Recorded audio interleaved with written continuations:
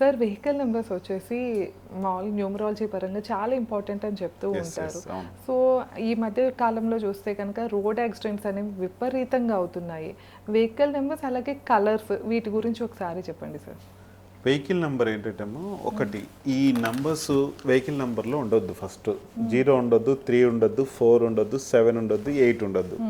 ఈ నంబర్స్ వలన గ్యారంటీగా ఎప్పుడో ఒకసారి యాక్సిడెంట్ అయితే గ్యారంటీగా జరుగుతుంది.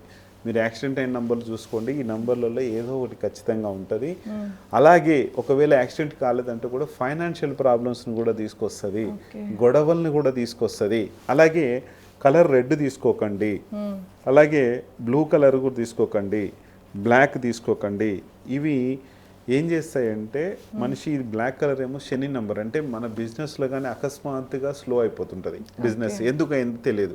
సార్ నా బిజినెస్ బాగా చాలా వేగంగా నడుస్తుందంటే అది వేరే ఎనర్జీ ఉండొచ్చు, కానీ ఈ ఎనర్జీస్ ఈ కలర్స్తో చాలా కోపము.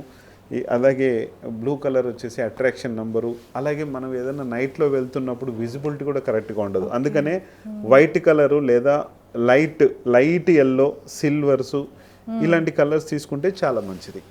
ఇది చూసుకొని చేసుకోండి, 100% బాగుంటుంది. ఒకవేళ న్యూ వెహికల్ నెంబర్ మీకు కావాలంటే 1599 టూ వీలర్ ఉంటుంది, 2499 ఛార్జెస్ అనమాట. ఇవి ఛార్జెస్ 4 వీలర్కి ఉంటుంది.